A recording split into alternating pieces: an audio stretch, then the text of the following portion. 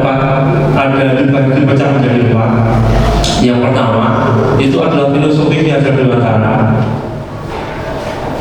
Filosofi Ki Hajar Dewantara. Jadi tentang filosofi semua pendidikan Ki Hajar Dewantara itu seperti apa, tentang guru itu harus mengabah pada murid, sekolah itu harus menjadi tempat yang nyaman dan aman, dan sebagainya.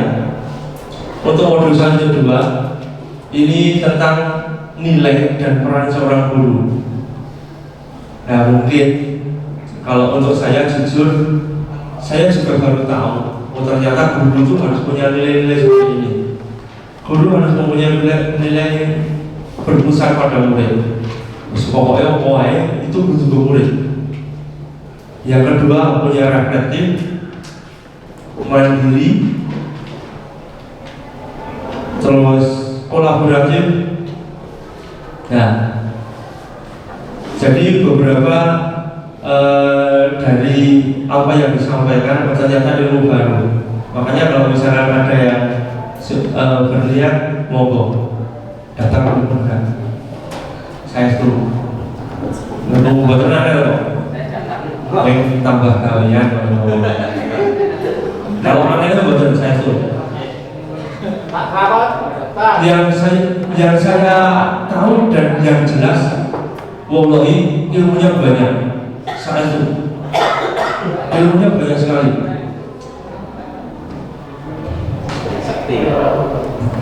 Ini sebagai perkenalan, ini adalah fasilitator saya Bapak Andi Prasetyo dan Bapak Sudarto sebagai pembimbing praktek saya. Ya, latar belakangnya seperti yang sudah Bapak lihat. Pak Heru rambutnya kecilan ya. Ya. Salah satu ilmu juga di guru penggerak, kita diajari dengan yang namanya menyajikan materi. Bagaimana menyajikan materi itu agar menarik dan tidak kontras buat nopo-nopo. Kontras buat nopo-nopo, yang penting terbaca. Ya. Latar belakang dari kegiatan ini adalah sekolah itu semestinya itu menjadi tempat yang nyaman dan aman bagi murid. Semestinya loh ya. Jadi anak itu di sekolah itu rajin pengen loh, tak boleh ya, tadi dari jawab tak boleh ya, dan sebagainya. Itu sama seperti yang kita pelajari di modul 1 yaitu filosofi Ki Hajar Dewantara, yaitu pembelajaran di sekolah harus dapat membawa murid itu memperoleh kebahagiaan yang setinggi-tingginya melalui merdeka belajar. Salah satu cara yang dapat dilakukan yaitu dengan melaksanakan budaya positif. Nah, budaya positif itu apa? Nanti kita bahas di belakang. Budaya positif itu dapat dibangun dengan membuat keyakinan kelas dan menerapkan segala institusi dengan adanya keyakinan kelas yang disusun oleh siswa dan guru. Jadi keyakinan kelas itu saya coba sedikit. Kalau sekarang kita ada yang namanya peraturan sekolah, peraturan kelas dan sebagainya, itu yang buat sekolah. Anak mau nggak mau menuruti. Tapi kalau di kita atau di pendidikan guru penggerak ini, peraturan kelas sudah nggak ada. Yang ada itu keyakinan kelas. Keyakinan kelas atau yang namanya kesepakatan kelas. Jadi itu harus berdasarkan dengan nilai-nilai kebajikan juga. Berdasarkan nilai-nilai kebajikan dan didasari dengan profil Praja Pancasila pastinya. Jadi nanti kalau sudah misalkan kita buat keyakinan kelas, ini alhamdulillah sudah kita kembangkan di mesin sudah berjalan mulai tahun ini. Kalau bahasanya aturan, keyakinan lain itu dibuat guru dan anak dan siswa. Misalkan di BK, yuk kita buat kesepakatan. Anak nulis satu, anak nulis satu, nanti dikumpulkan, kita buat kesepakatan. Ada yang nulis, Pak istirahat, nggak boleh terlambat. Oke, setuju lah, apa? Setuju, senang. Masuk harus tepat waktu Pak. Oke, setuju, senang. Pulang harus tepat waktu. Oke, siap, senang. Jadi kalau nanti ada anak yang melanggar, itu kita kembalikan. Dia tidak sowas. Ini sudah kita sepakati bersama. Itu. Nah, ini menunjukkan untuk budaya positif itu tadi. Jadi anak itu melakukan suatu kebaikan itu tidak dari dorongan eksternal, tidak hanya yang ngamu dan wajib yang dihukum, tapi karena harus janji kok. Jadi dari diri dalam dirinya sendiri. Ini masuk nanti di pembahasan di motivasi belajar anak. Ada. Kita lanjutkan dengan langkah segitiga restitusi. Segitiga restitusi apa? Nanti saya sampaikan di belakang.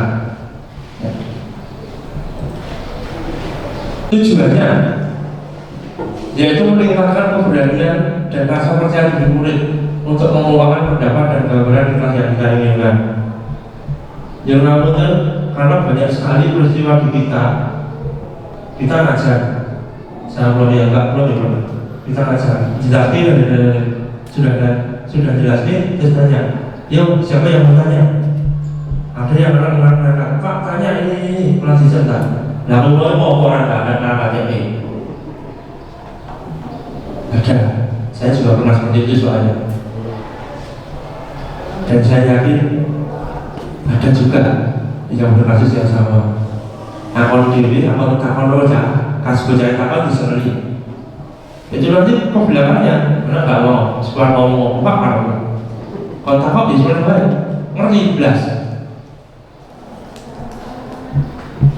Yang kedua, menumbuhkan motivasi intrinsik murid.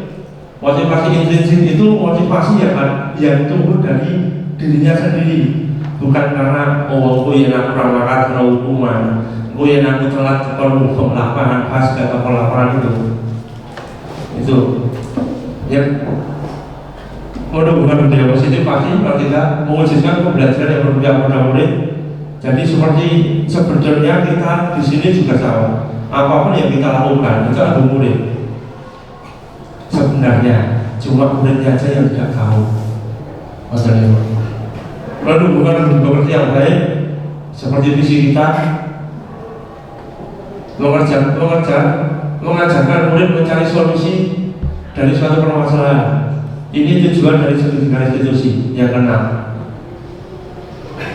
Lanjutnya, tolak ukurnya gimana tolak ukur biar pendidikan itu berhasil, yaitu tersusunnya keyakinan kelas atau kesepakatan kelas yang sesuai dengan profil pelajar Pancasila. Yang kedua, siswa dan guru mampu melaksanakan keyakinan dan kesepakatan kelas yang telah dibuat dan nanti bisa ditandatangani secara sadar dan tanpa paksaan, tanpa tekanan.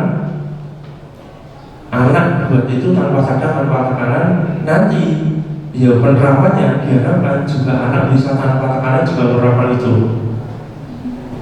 Siswa mampu menentukan solusi permasalahan yang dihadapinya. Karena yang terkadang kalau misalkan anak ada masalah di sekolah, posisi kontrol kita itu lebih ke penghukum. Masalahnya bukan kamu, tapi anak dihukum jelas pasti. Jadi ini masalahnya anak itu selesai belum pasti, belum tentu. Tapi anak sudah dihukum. Nah, nanti kita bagi segitiga restitusi. Yang kelima, siswa mau menunjukkan perubahan perilaku sebagai pembelajar atas masalah yang pernah dihadapinya. Yang kelima, siswa dan guru mampu melaksanakan budaya positif, keyakinan kelas dan segitiga restitusi secara konsisten. Ini tujuannya. Nah, budaya positif sendiri ini ada 5. Pertama, disiplin positif.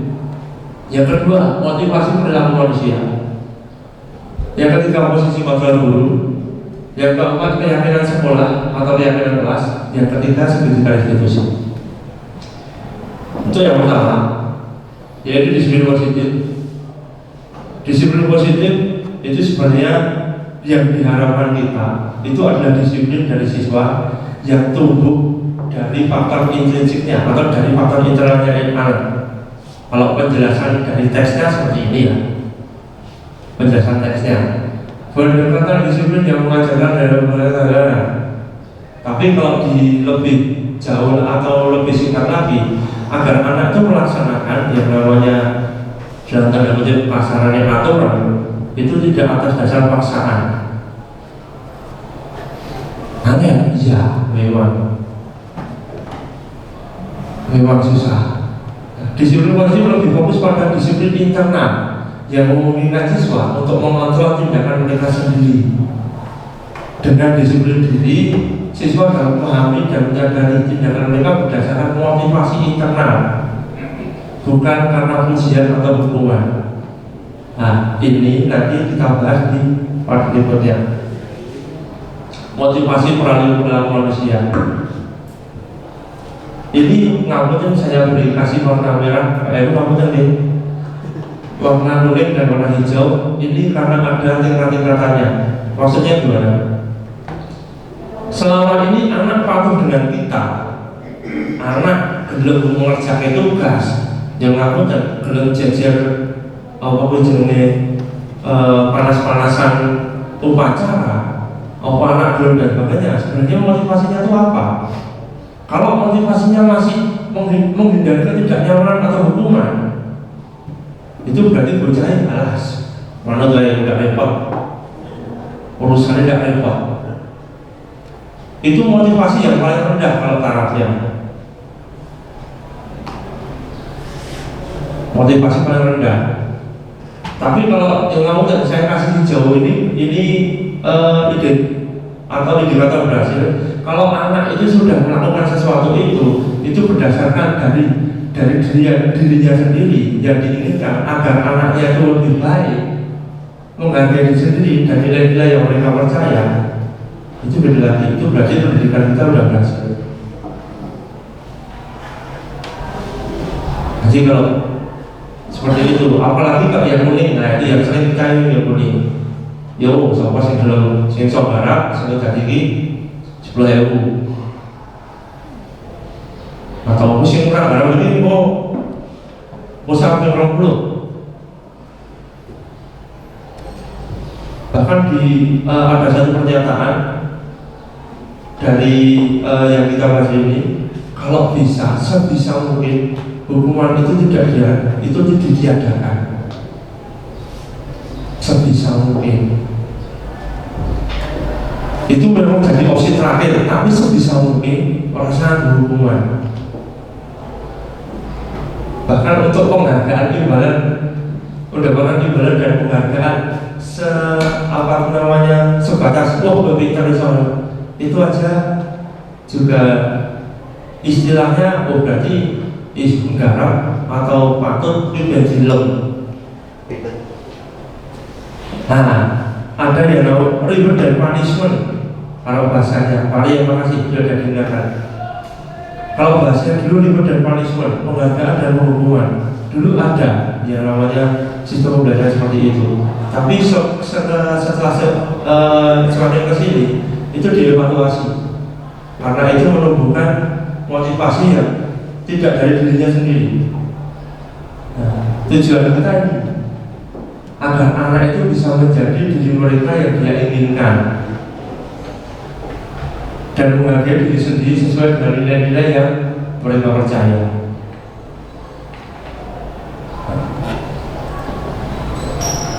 Yang ketiga yaitu posisi kontrol seorang guru. Monggo bapak ibu guru, ada 5 lebih saudara kemana kita.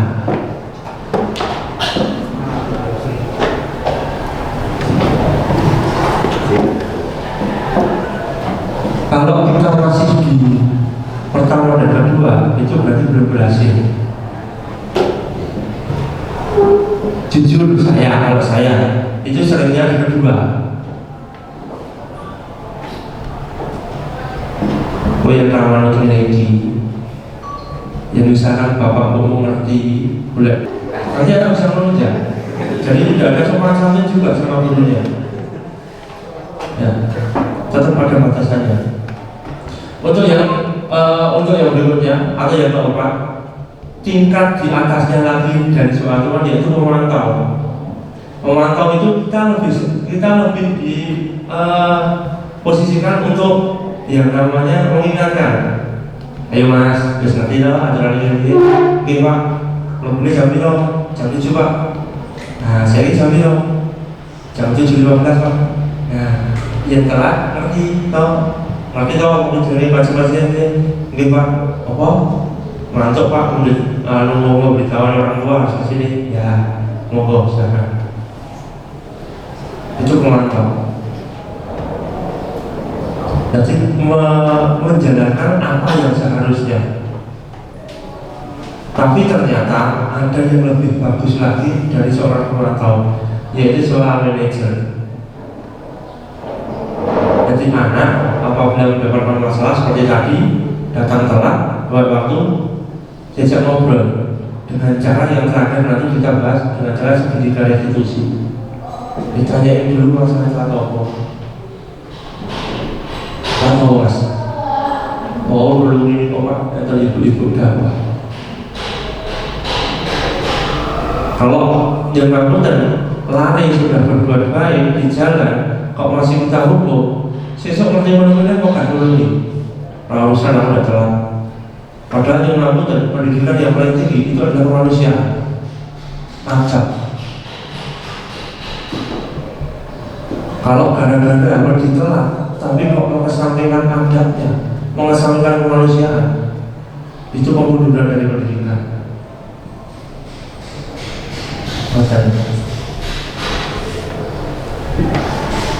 Selanjutnya yang keempat, ya atau penjelasan yang posisi kontrol yang bagus yang seharusnya itu adalah sebagai manajer. Jadi guru itu melakukan kerjasama dengan siswa, memberi tanggung jawab atas dirinya yang apabila itu ada masalah. Ya. Perilaku mereka mendukung untuk mencarikan solusi akan masalah yang dihadapi. Biar apa? Biar anak itu bisa menjadi manajer bagi dirinya sendiri. Karena besok kalau setelah lulus dari sini, mungkin kalau mereka berubah sekolah itu akan lebih abot lagi setelah lulus. Dia menghadapi banyak masalah. Kalau mereka itu kebiasaan untuk diloloh terus, yang setiap melakukan kesalahan isinya berhukum tanpa ada ia dibantu untuk menyelesaikan masalahnya, nanti keterusan di kehidupan setelah masa sekolah dia akan seperti itu juga.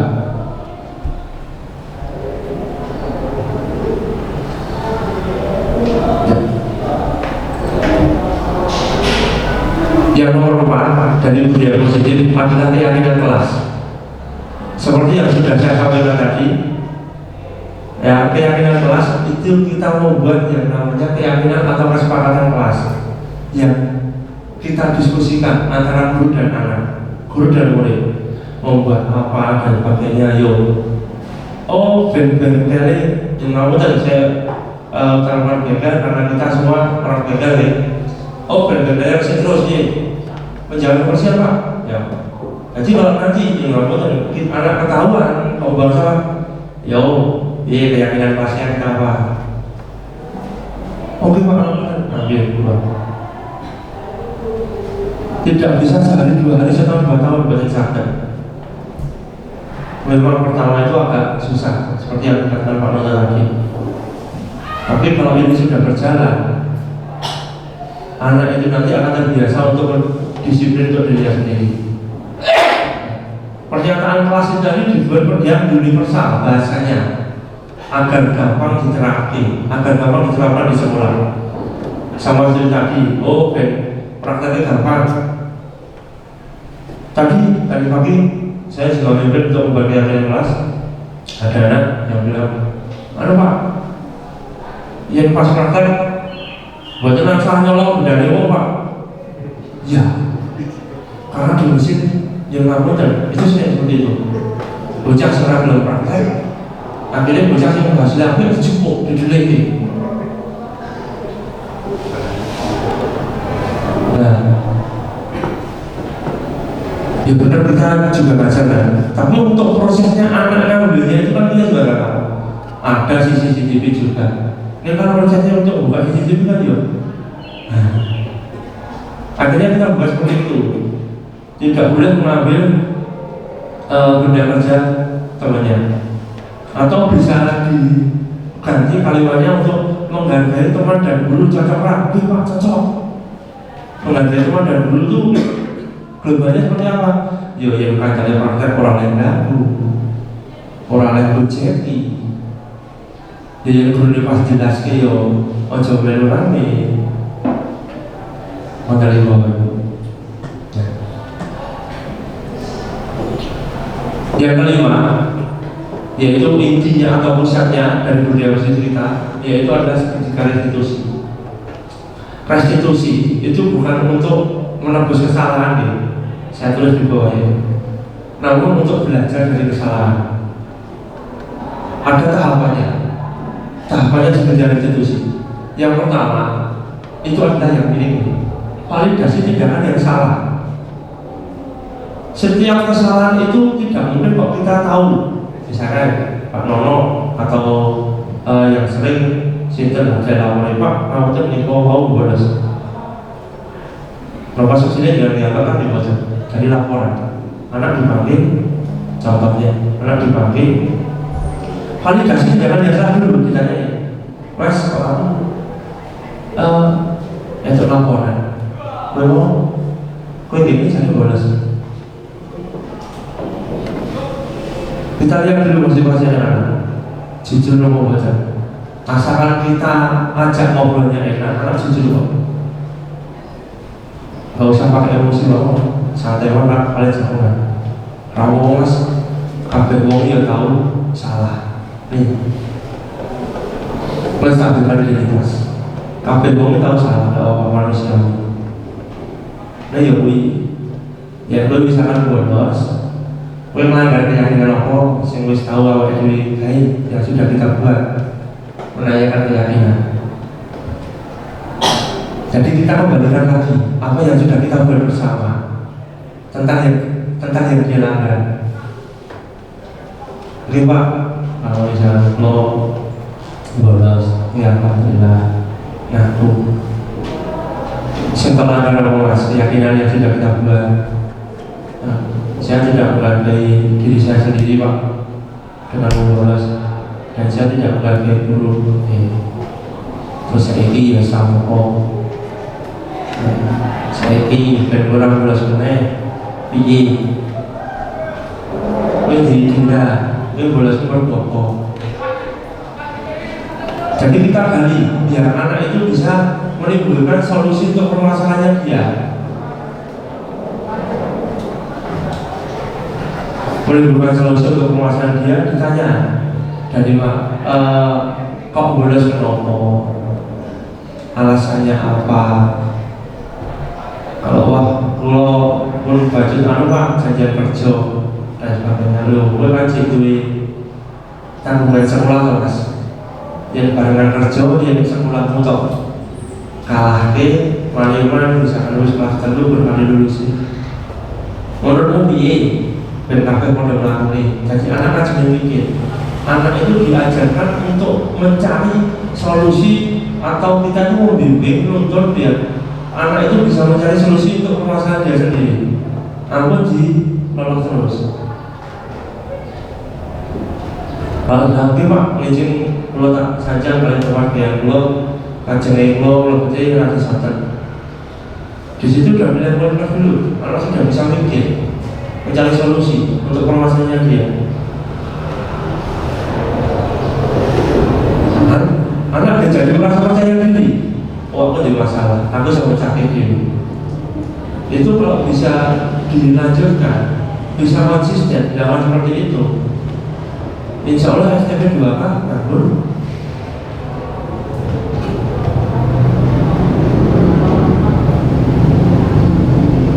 Jadi memang susah sih Bapak Ibu, namanya ini teorinya, mungkin dalam benak Bapak Ibu malah dulu teori mas ya. Memang ini teorinya seperti ini, prakteknya susah, memang saya akui prakteknya susah, tapi tidak ada salahnya juga untuk dicoba. tidak akan pernah berhasil, ya kata Joko. Tapi kalau kita sudah coba, kemungkinannya ada dua, berhasil dan enggak. Tapi kalau kita nggak coba, ya nggak ada pilihan. Yang kedua tadi, ya udah tadi. Bisa kita coba, mau.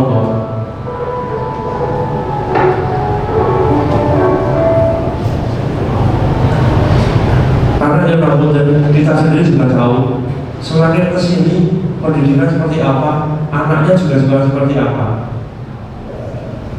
Kita semua juga punya tanggungan. Mungkin Pak saya, Pak Nono itu juga punya kekhawatiran Bapak Ibu. Saya sendiri yang baru punya anak umur lagi biro transaksi. Itu aja sekarang sudah punya kekhawatiran. Saiki wae pendidikan koyo ini. Terus esok anaknya yang sekolah udah koyo ngopo? Apa yang betul kan? Saya sudah mikir sampai segitu. Jadi saya sampai pemikiran dengan saya ikut guru penggerak ini, ya insya Allah kalau ini bisa diterapkan, bisa mengubah sedikit demi sedikit kualitas sekolah kita. Insya Allah segala yang kita tanam baik, besok juga kita akan mundur baik. Saya berharapnya besok anak saya yang mundur, tidak usah saya. Ya besok anak saya juga diampu, ditangani oleh guru-guru pas pada saat sekolah yang tahu gimana cara membimbing anak, gimana cara ya nyerateni lari-lari. Masa Bapak Ibu dengan rambutnya ini saya itu bukan niat saya untuk menggurui Bapak Ibu semua, karena kalau Pak Daya, Pak Kiji, Pak Supri, Pak Agung ya puluhan tahun sudah mengajar. Saya baru berapa? Saya kalau dulu baru anak wali sore. Tapi itu saya biasanya cuma ajak-ajak, monggo Bapak Ibu, karena segala hal sesuatu yang baik itu tidak peduli itu datangnya dari mana. Kalau itu memang hal baik, patut untuk kita laksanakan. Mohon terima kasih. Apabila ada salah dari saya, mohon maaf. Nanti kedepannya, monggo kalau ini direspon baik, kalau mau detailnya seperti apa, bisa tanya saya langsung. Atau kalau misalkan wah aku pengen ngerti lebih jauh, silakan datang ke penggerak. Monggo. Enggak susah kok Pak. Saya tuh kalau sama seperti Pak Wahid tadi bilang, wah tesnya kudu nanti saya kasih triknya Pak. Saya itu ada trik dan triknya gimana biar tesnya lolos dan makanya ada. Ya, karena memang ya Pak, saya akui tes isinya itu harus 2.000 kata. Ini apa sangat? Buat 2.000 kata, buat 1.500 kata, bahkan yang terakhir itu buat 3.500 kata isi yang menceritakan Anda di sekolah itu pernah ngapain saja. Anda sudah apa yang pernah sudah Anda lakukan yang berdampak langsung ke murid, silahkan jabarkan minimal 3.500 kata. Wah ini yang buat mengetas teknisnya itu gimana itu? Susah Pak, nyari kata-kata sampai 3.500 itu. Kalau bukan guru bahasa Indonesia saja normal juga tanpa mendeskripsikan ya. Tapi ternyata itu ada tipsnya, ada triknya. Kebetulan kemarin itu saya sudah dapat itu detik-detik terakhir ya saya gunakan, saya coba, alhamdulillah lolos juga. Kalau tentang pendidikannya di guru penggerak, saya itu buatan susah, mengerojok tambah kalian mau ya gimana. Jadi saya nggak menutup-nutupi, tapi saya sendiri 1 hari, 2 hari, bahkan sampai hampir 1 bulan ikut guru penggerak, jujur saya gak kabar. Tapi motivasi saya itu tadi tumbuh pas kepakarya di SMA 3 ada yang dari guru SD Poka, SD Negeri Poka. Beliau itu 2 tahun lagi pensiun, ikut guru penggerak, dan Masya Allah semangatnya luar biasa. Terus kalau mikir, beliau seorang tahun wis pensiun si kaya ngono, kayaknya sencakno wae melantai.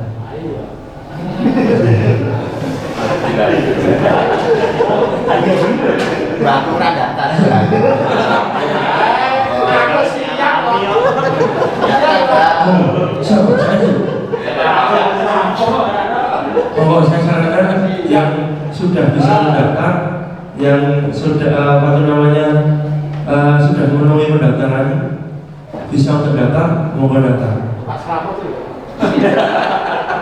Karena semakin banyak berpenggerak di sekolah kita, nanti sekolah kita bisa jadi sekolah penggerak. Nah, kalau nanti sekolah kita bisa jadi sekolah penggerak, itu benefitnya banyak Bapak Ibu. Benefit buat sekolahan itu juga akan berimbas ke Bapak Ibu juga secara tidak langsung, dan itu saya bisa mengatakan pasti akan ada imbasnya buat Bapak Ibu juga kalau sekolah kita itu dalam pendidikan sekolah penggerak. Itu aturannya sudah ada, sudah disahkan, terus digedok SKPN. Makanya saya berani bilang pasti. Terima kasih. Bila berdasarkan saya, Assalamualaikum warahmatullahi wabarakatuh.